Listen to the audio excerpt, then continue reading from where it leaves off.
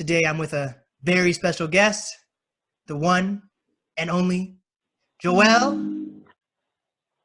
What's up? What's up? What's up? Here we go. And you're my first Canadian artist on the podcast, so that's pretty exciting. There's a first for everything, you know?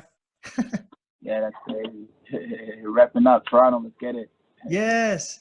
So one thing that I'm always trying to figure out is, so like see like in the States, everyone's like, oh yeah, we got the Brooklyns, we got LA, we got all these different cities. But then when people in the States talk about Canada or the artists like Drake or The Weeknd, we always just say it's the Canadian artist versus, oh, this guy's from Toronto or Ontario. How does Canada look at the United States when it comes to putting out artists from like different cities and stuff like that? I don't know. To be honest, everyone in the music scene, like in Toronto, we just kind of go to LA. Like we just cook up here and go to LA. But in terms of like how we look at people in the US putting out music, I'm not sure. I think, to be honest, I think Toronto's hot right now. Like I'm not really looking at music in America like that. And that's just like, like J. Cole or like my legends, you know what I mean? Mm-hmm. For sure. Yeah. And you guys have a lot of legends right now, even like The Weeknd's new album. That shit was fire. Oh. Yeah, you mess with it? That's crazy. Say what? I took in a bit of it still. It was definitely like different than everything else he put out. Like I was pretty impressed still. I think I was like cooking or some shit and I just had it on. I was like, yo, this is different. Especially because he has that freaking like band-aids on his nose. Like, what is that? I still don't know what the meaning behind that is. Like, and all his he's performing live music videos, got the freaking band-aids and bloody nose. That's crazy. Yeah, like his artistry is insane. So I was commended for that. Still, it's inspiring. For sure. So like I said, you're like the first Canadian I've been talking to about this quarantine and everything. So how America's handling it is, some people are against how we're handling it. Some people think we're doing a good job, but like right now, Washington at least, we're in quarantine until May 4th, and then supposedly it's gonna open everything back up on May 4th. But a lot of people are like, if we open everything back up, this is gonna be like a forest fire, and everyone's gonna start getting it even more and more. And so some people are like, well, we need to get back to work like right now, so we're ready to risk that. How's Canada handling it? I feel like Canada's more. It's tough because like people are essentially like losing jobs. Like you know what I mean? Like they're not only getting sent home to work. Like people are actually getting laid off, and it's sad. Like a couple of my friends kind of suffer from this whole like pandemic too. So I don't know. It's difficult. People like personally, not much has changed for me because like right now I just actually moved in the spot and like I work from home and stuff. I built like a studio in the spot where I can like record and things like that. But like my mom, for instance, like she's working at home. Um, Personally, like people are kind of scared out here. It's kind of weird because it's like we're inside of a cinema movie. You know what I mean? It's like an apocalypse or whatever's going on. You know? For sure. Have you seen Ryan Reynolds like shirts that he's selling, the Conquer COVID-19 shirts? No, I didn't. Oh shit, he has this whole campaign saying we're selling the most boring shirts ever that are black. They only come in black, and it says Conquered COVID-19 on it.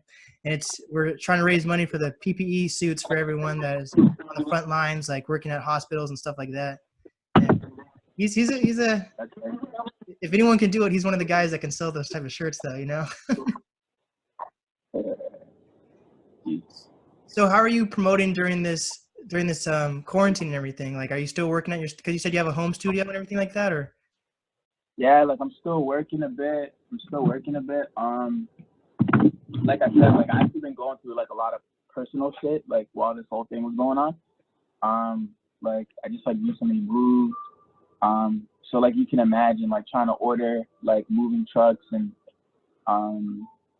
things like that while everything's kind of shutting down and things like that. So it's kind of hard, but I'm blessed, I'm blessed.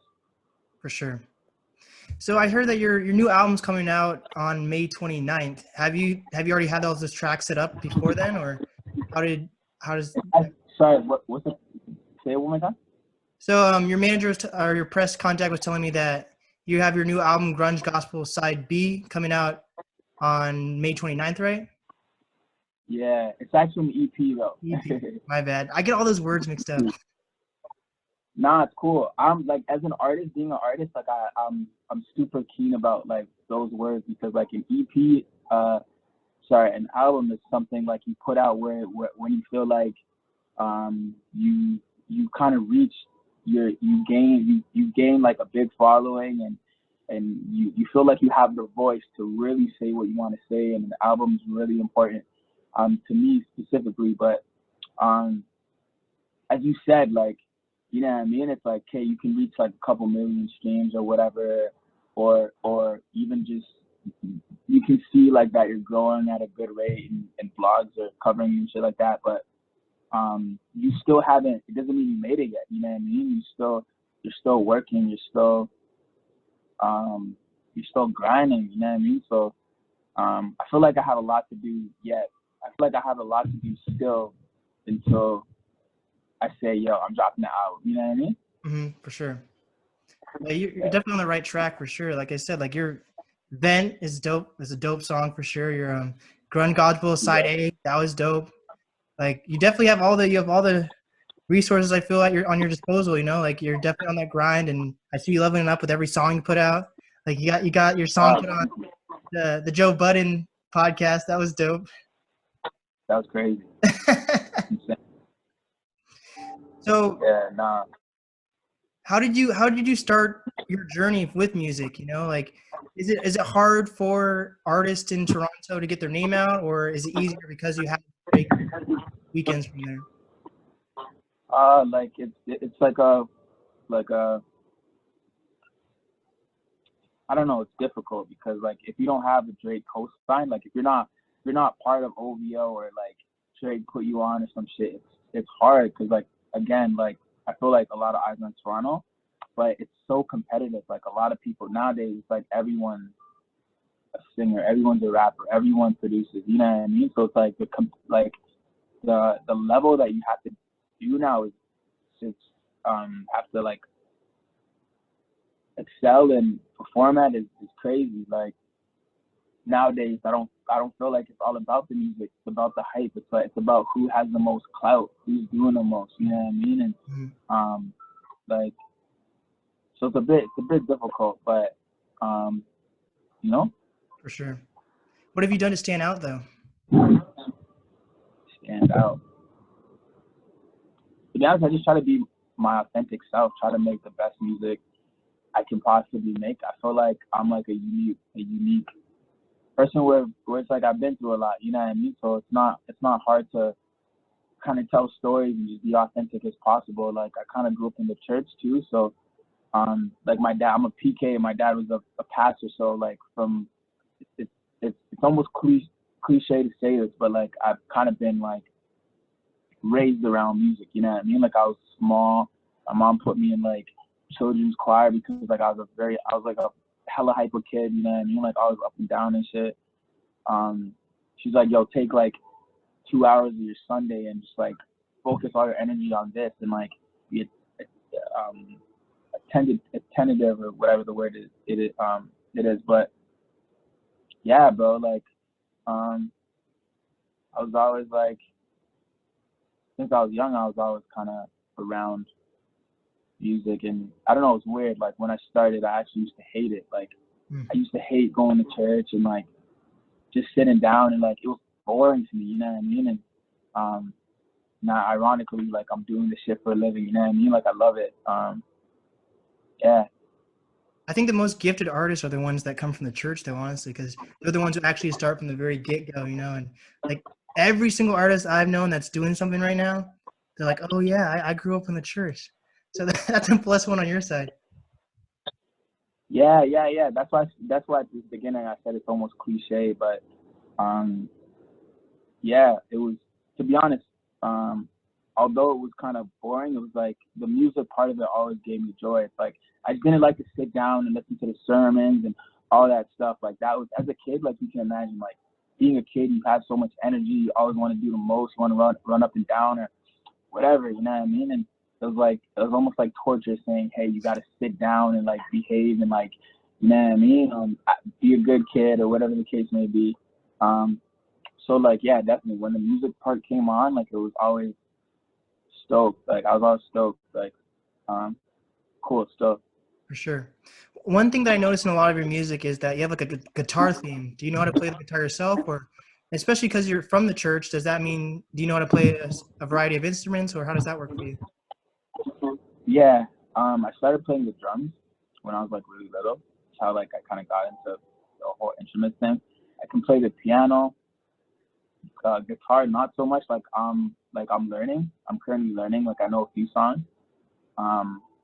But nah, piano is definitely like my main instrument right now. So For sure. Pianos are beautiful. I suck at the piano. Like I remember when I was like 10, I got like a keyboard for Christmas, and I would try and try to learn it, but like I looked at it too like I looked at it numbers wise versus actually like feeling the music inside me. I was like, okay, I have to make sure I press this key and then this key versus just like letting it feel it. And I grew up in doing band through like high school, like middle school and high school, and I played the clarinet. And I don't know, uh, I never really enjoyed instruments for some reason. But at the same time, I'm the yeah, type of person who is fine to say that I'm not an artist or a rapper, because there's so many artists out there that are like, yeah, I'm this, when actually just because you have a microphone doesn't mean you're an artist. check out my SoundCloud link. For sure. Yeah, nah, it's really, yeah. I I literally when I graduated from high school, I burnt my clarinet as a way to like break my bonds from band because I just didn't like it at all. I literally like burnt it, like made a bonfire out of my clarinet. I was like, this is That's, symbolic to me. that's crazy. So Crazy. when I read your complex article, one thing that I noticed was that you said that you're not really into like, it's not like you're not into working with other artists, but you kind of stick to yourself. So how has that worked for you starting out your journey? You know, like being able to Hold be on, say that one more time. Say that like, one more time. sorry, when you first started out, like when you got the complex article and everything like that, one thing that I noticed that stood out was saying that you kind of stick to yourself and you're not really all about connecting with like the other artists and stuff. And I was just wondering how did you go about promoting yourself to get onto like pigeons and planes and the complex article and all that? To be honest, I just think it's like hard work. Like I used to like I said, like I've been kind of doing music for a while now. I mean, like I'm young as fuck, but I feel like I got like an advantage back in the day, like when everyone was like kind of wearing baggy clothes and just all like uh I don't know, like it was uncool to be a singer. You know what I mean? It was like soft. It's like back in elementary school, like the dogs were like Lil Wayne and like 50 Cent and like Snoop Dogg, and everyone was wearing baggy clothes, and I was just like this little singing ass nigga. You know what I mean? So it's like back in the day, people used to be like, yo, like clown me for that, but like nowadays, I feel like everyone wants to kind of sing and do all that stuff. I feel like it's like the quote unquote like cool thing to do. You know what I mean? Like everyone's an artist, so I don't know. I just feel like I just kind of just always been myself and not really pay attention to like the smoke or like what everyone else is doing.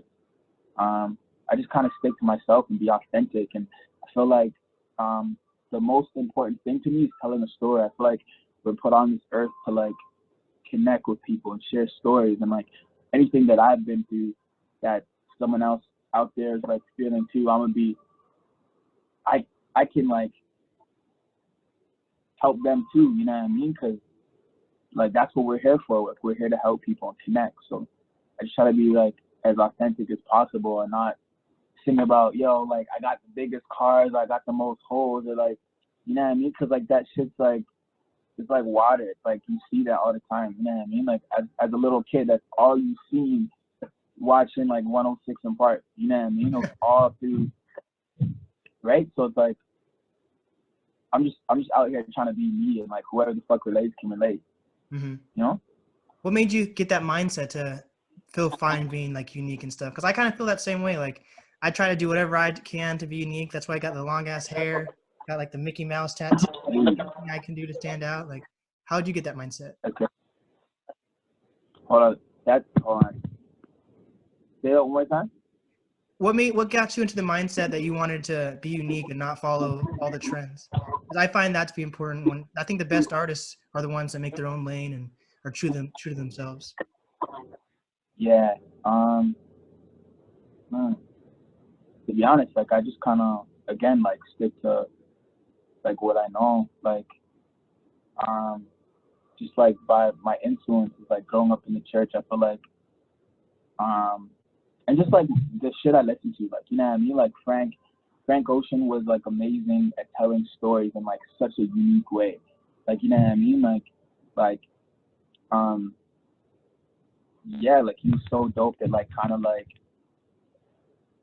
not following everyone else but doing what he wanted, and instead of going with the main like the majority, like basically like instead of doing what the majority is doing, like taking the opposite route. And I feel like I don't know, like my heroes kind of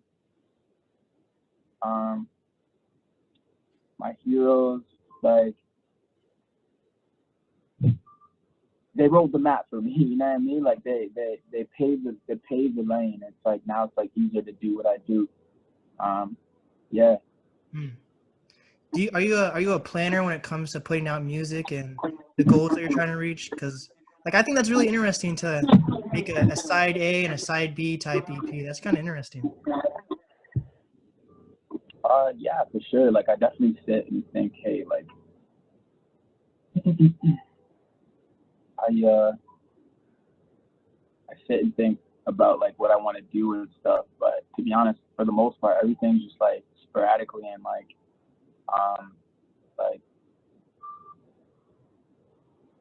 not like I just try to be me. You know what I mean? It's like uh if I wanna put out like a, you get what I'm saying? I get that. That makes sense. How'd you go about making your team? Say again? How'd you go about like making your team, like having like the publicist and managers and stuff like that, or are you? To be honest, it just kind of I was like before doing this whole like basically I started off like a few years ago. I put out this EP was called POV. Just put it out only on SoundCloud. Got like a lot of love. My manager hit me up. He's like, "Yo, you're dope," and kind of from there was history, And we just kind of started all building and stuff. Like I said, I've been doing music for like a minute since I was like 15, like 14, 15, and in the studio, kind of like writing and shit. I was always on like YouTube dropping covers and just trying to be in the scene, you know what I mean? So like from there, basically, like we linked up. Is it important for you to make connections? Like, are you kind of hoping or wishing for that Drake cosign or that Weekend cosign at all? Or I feel like that's cool, but I feel like it would mean like way more to me if like I kind of, because right now I'm doing it all by myself, you know what I mean? It's like there's people that have the cosign and this and that, and it's like easier to do shit, you know what I mean? It's like it's like a cheat code. But I feel like it means that much more to me that like I'm literally working every day, putting in that work in, and in turn like it's way more rewarding. What's the importance of being unique and having independence to you? Say again? What's the importance of having independence to you?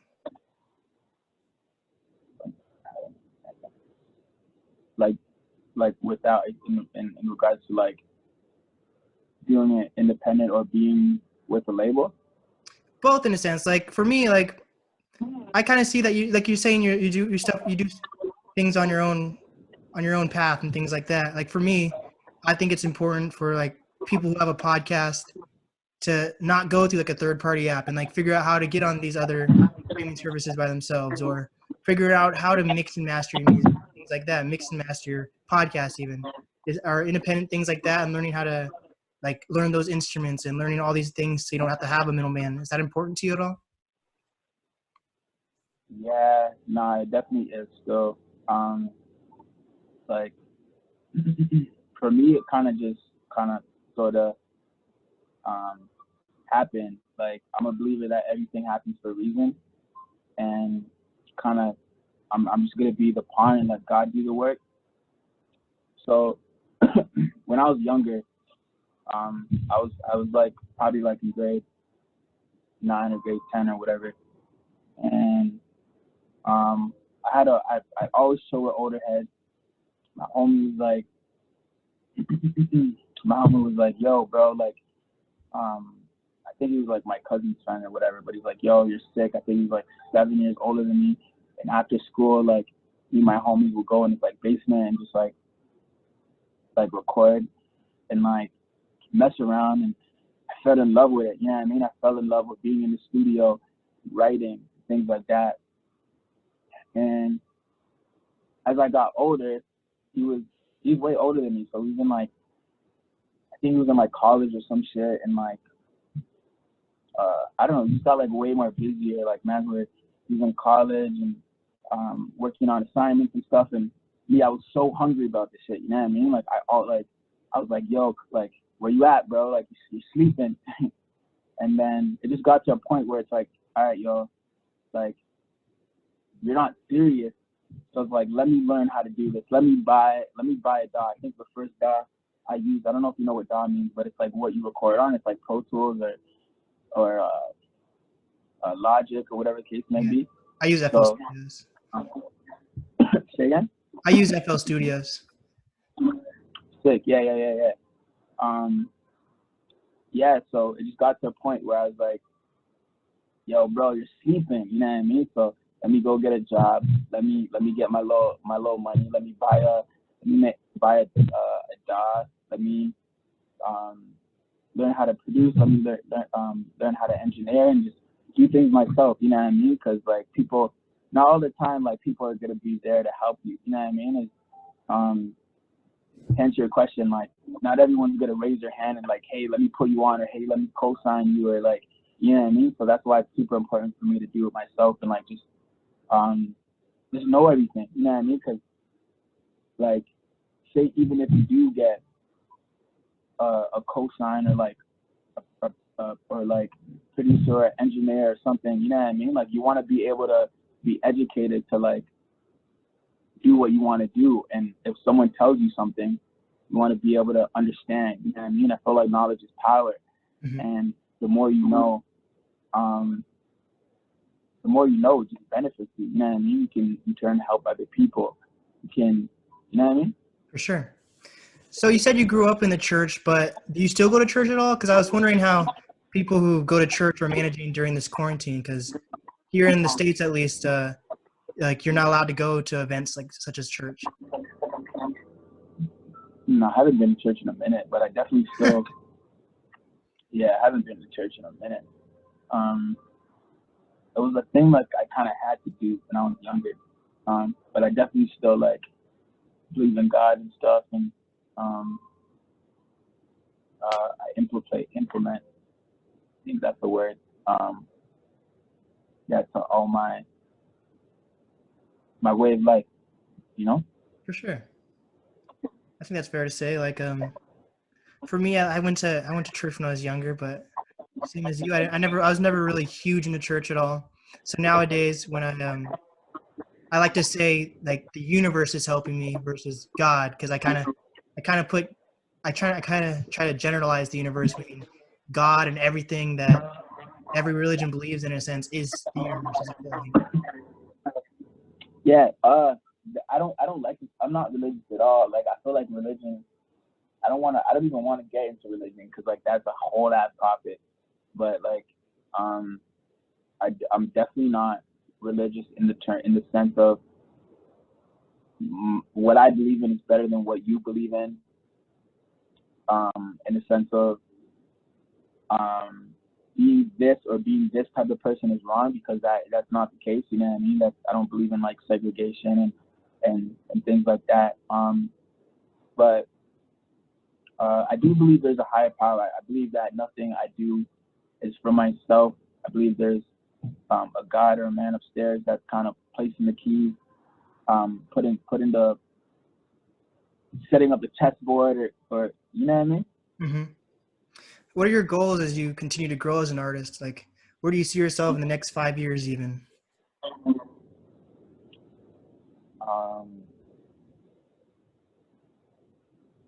You keep doing what, keep on like progressing.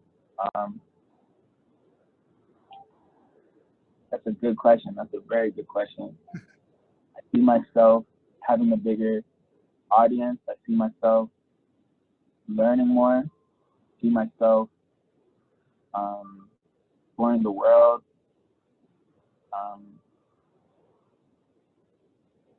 Yeah, you know. For sure. What is your outlook on this whole quarantine thing? Do you think this whole thing is going to get resolved sooner than later, or do you think it's going to start affecting people's music more and more? If anything, I feel like it's helping people's music. people are people are inside more. I'm coughing when we're talking about this pandemic. It's crazy. Yeah, I promise I don't have the fucking virus or whatever, but yeah, I feel like it's helping people's music. People are inside more. They're being more creative. They're finding ways to connect with people. You know what I mean? Like, I feel like streaming is up. Fucking people are on live all the time. Like, people are doing the most right now. So I feel like a lot of things are going to change. So Do you what are your opinions on Tory Lane's IG radio show, and what do you think about quarantine. I feel like it's tight, bro. He's doing him, yo. He's being out there.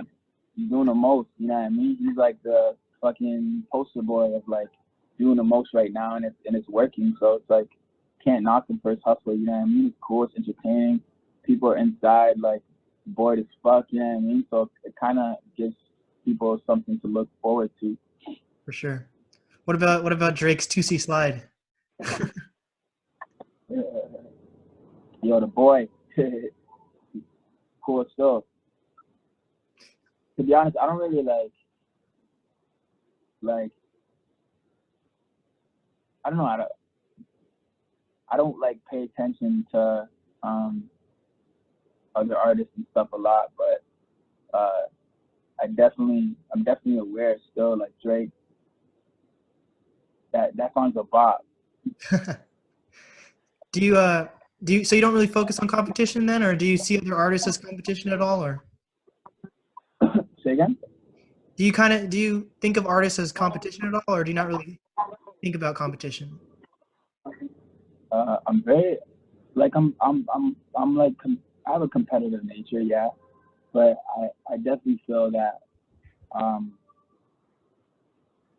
like everyone has their own lane. Like, I feel like there's a lot of seats on the table. You know what I mean? There's a seat for everyone at the table. I'm competitive in the sense that I'm gonna try to be the best me I can be, and like, obviously, just being a man, being competitive. It's like at the back of your mind. It's like everyone always wants that number one spot, or to be that, like, you know what I mean? But at the end of the day, I'm happy for everyone. You know what I mean? For sure. That's a good way to look at it, though. You know, like no one wants that person who's always just like trying to shit on other people's music. You know. Yeah, facts. So what is some advice that you wish someone had given you at an earlier age that might have helped your career even start up sooner or anything like that?